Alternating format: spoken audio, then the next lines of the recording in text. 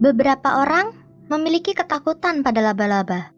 Yang lainnya, takut akan lubang.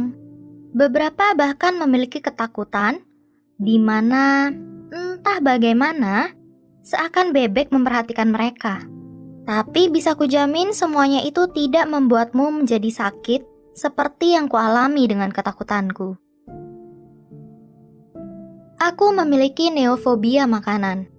Mungkin kamu bertanya, apa itu? Neofobia makanan pada dasarnya adalah kebiasaan pilih-pilih yang ekstrim karena takut makan. Biasanya ketakutan untuk mencoba dan memakan makanan baru. Seperti semua fobia, itu adalah ketakutan yang tidak logis. Walaupun pilih-pilih makanan adalah hal yang biasa untuk anak-anak, itu tidak begitu parah saat aku masih kecil. Tentu saja, ada yang disuka dan tidak disukai oleh anak-anak. Jadi orang tuaku juga akhirnya menganggap itu tidak masalah. Tapi sejalan aku beranjak dewasa, itu menjadi semakin buruk. Dibandingkan dengan orang tua dan saudara-saudaraku yang berkulit coklat dan memiliki proporsi otot dan lemak yang tepat, aku lebih pendek, kurus, dan pucat. Saat di tempat umum, orang-orang akan memperhatikan keluarga kami. Aku bisa merasakan mata mereka yang bertanya-tanya, apakah aku anak adopsi atau anak hilang? Tapi kenyataannya, aku hanya takut makan.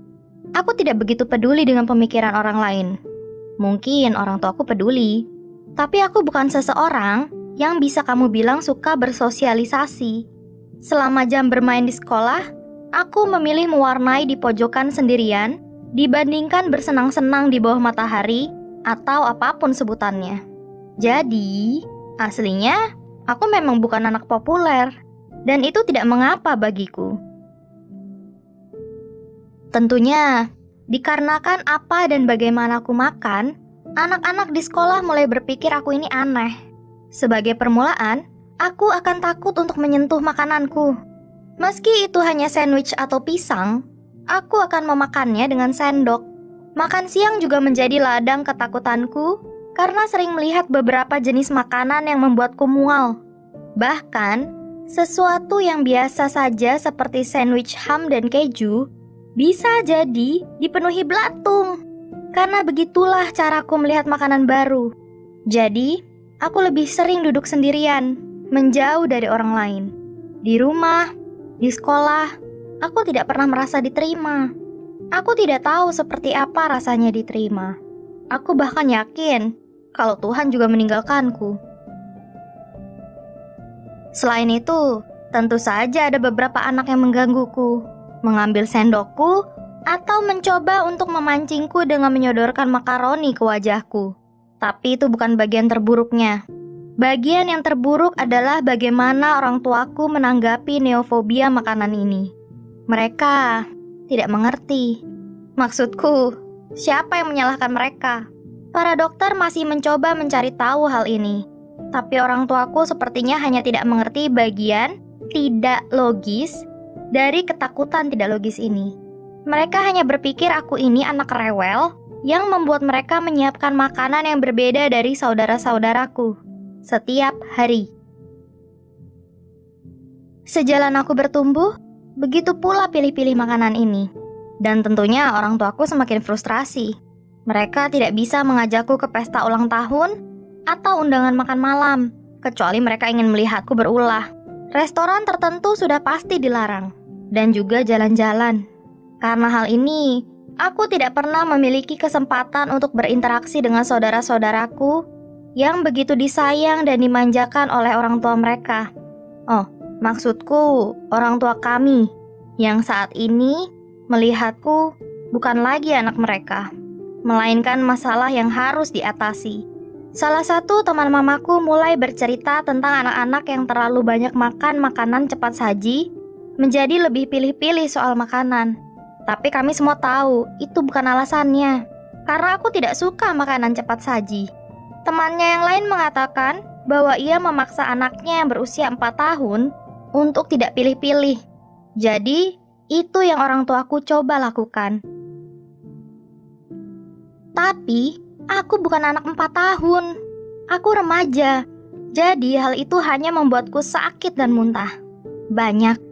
Aku tidak bisa mengerti, tapi orang tuaku yakin bahwa ini akan berhasil pada akhirnya. Jadi, mereka terus mencoba.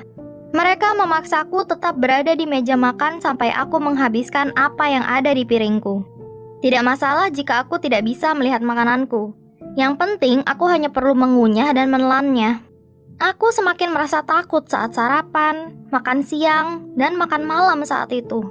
Dan yang membuatku makin terbiasa, bukanlah makanannya, tapi muntahnya. Aku terbiasa merasakan asam lambung yang naik hingga tenggorokanku setiap selesai makan.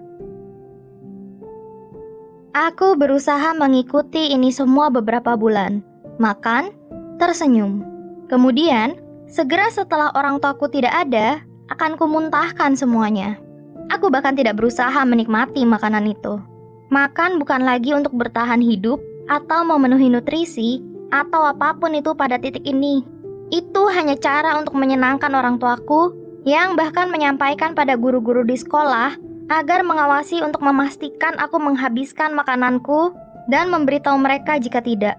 Aku sangat kurus, hingga guruku mungkin merasa tidak bertanggung jawab jika aku tidak makan. Jadi, apa yang mereka lakukan? Mereka mengajak seluruh kelas untuk menyemangatiku, bersorak untuk setiap gigitan yang kuambil. Sebelum ku tahu, aku makan untuk orang tuaku, guru-guruku, dan teman-temanku. Makan untuk semua orang kecuali diriku sendiri. Aku merasa seperti hewan yang melakukan atraksi di sirkus. Setiap makan hanyalah pertunjukan yang lain. Aku ingat satu kali, ada wortel di kotak makan siangku, dan sesuatu tentangnya yang membuatku tidak tahan. Aku menatapinya hingga merasa pusing dan tidak bisa melihat dengan jelas. Tapi aku bisa merasakan orang-orang melihatku. Jadi kutusuk wortel itu dengan garpu dan memasukkannya ke mulutku, mengunyahnya, dan memaksa menelannya hingga membuatku merinding. Wow, ini enak, kataku berbohong. Mereka bersorak, bertepuk tangan, menepuk punggungku seakan aku melakukan sesuatu selain membuat diriku sakit. Akhirnya, kamu sudah tidak pilih-pilih makanan lagi ya, canda mereka. Dan dengan memaksa diri agar tidak muntah, aku tertawa dan berkata, ya, aku yang dulu agak norak. Itu menyedihkan. Akulah yang menyedihkan. Aku tidak menginginkan perhatian. Aku tidak menginginkan teman. Aku hanya ingin diterima sekali saja. Jadi, aku tetap melakukannya. Sama seperti sebelumnya. Makan, tersenyum, kemudian memuntahkannya saat tidak ada yang melihat. Hingga satu hari, saat sedang karyawisata sekolah, aku pingsan. Hal berikutnya yang ku tahu adalah aku sedang dalam perjalanan menuju ruang gawat darurat sebuah rumah sakit. Tidak. Aku begitu ketakutan. Tidak. Dokter atau siapapun di sana akan tahu bahwa aku masih memiliki fobia tersebut, bahwa aku masih muntah setiap selesai makan. Seseorang akan memberitahu orang tuaku. Dan kemudian mamaku berjalan masuk, menatapku, dan berjalan menuju suster yang memberitahunya bahwa berat badanku terlalu rendah, bahwa aku mengalami malnutrisi, dan bahwa aku tidak cukup makan. Selama waktu itu, aku menahan nafas. Mamaku mengangguk dan mempersilahkan perawat pergi, kemudian berbalik ke arahku dan berkata, "Apa benar kamu masih memiliki kebiasaan itu?" Dan aku mengaku. Kemudian beliau berbalik dan mengambil nafas dalam-dalam. Aku bersiap untuk menyerah. Aku masih menjadi masalahnya. Dengan banyaknya masalah, ada kalanya ketika rasa frustrasi ini mengambil alih, dan kamu mulai percaya bahwa jawabannya hanyalah melalui kekerasan. Beberapa hari berikutnya, saat aku pulang, di meja makan mamaku akan melihatku seperti elang saat kumasukkan sesendok kacang hitam di mulutku. Awalnya, aku mencoba fokus pada hal yang lain, apa saja selain makanan yang kumakan. Tapi yang terjadi justru semakin buruk, karena di pikiranku, kacang itu berubah bentuk menjadi kumbang, dan leherku tersumbat, dan mataku berair. Aku begitu takut hingga tidak tahan, dan saat aku mengeluarkannya, tangan mama melesat di pipiku dengan keras. "Jangan berani-berani," katanya. Aku diam membeku dengan air mata mengalir di wajahku. Dokter merekomendasikan beberapa terapi karena kondisiku yang lebih mengarah ke psikologis dibandingkan fisik. Tapi mamaku menolak. Aku ingat ia berteriak, "Aku tidak akan membawamu terapi. Kamu harus bisa melewati ini semua sendiri."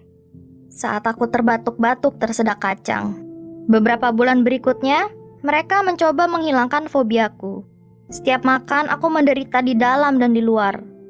"Ada apa denganmu?" teriak mereka pada wajah memarku. Dan jujur saja, aku berharap cara itu berhasil, sehingga aku bisa kembali sehat, dicintai orang tuaku seperti saudara-saudaraku. Tapi aku tidak menerima cinta dari siapapun. Aku terlihat semakin pucat sekarang, semakin rapuh dan kurus lebih dari sebelumnya. Aku benci diriku. Dalam hati, aku butuh seseorang yang memperhatikan. Teman-teman sekelasku memperhatikan. Mereka memakai kondisi dan penampilanku untuk menyerangku. Dan untuk apa? Lelucon. Kurasa keluargamu pasti menemukanmu di jalan, kata mereka. Atau, kamu terlihat seakan terbuat dari tusuk gigi. Aku tidak memiliki tenaga untuk membalasnya. Jadi setiap hari mereka meledekku hingga aku membentak.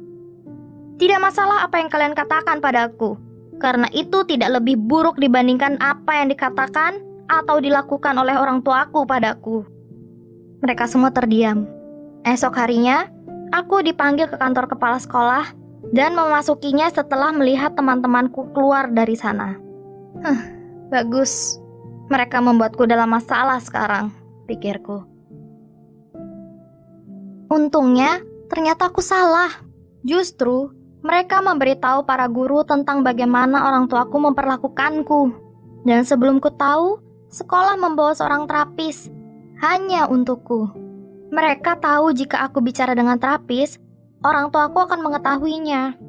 Jadi mereka pura-pura membuat kelas baru semester itu yang dinamakan Kesehatan dan Kesejahteraan, di mana akulah satu-satunya murid di kelas itu. Guru-guruku bahkan meminta daftar makanan yang bisa kumakan dan membawakanku makanan secukupnya setiap makan siang. Jadi aku tidak lagi menyakiti tubuhku sendiri. Daftar makanan yang bisa kumakan semakin panjang karena aku juga semakin bertumbuh dan neofobiaku sudah mulai bereda. Aku masih memiliki hubungan yang rumit dengan orang tuaku, tapi aku bersyukur karena mereka yang kuanggap teman yang tidak baik justru menolongku dengan menyadari keadaanku, yang bahkan dengan ketakutan yang jarang ini, aku hanyalah orang biasa, apapun artinya itu. Jadi untuk saat ini, aku hanya akan berusaha untuk diriku sendiri dan dengan langkahku sendiri.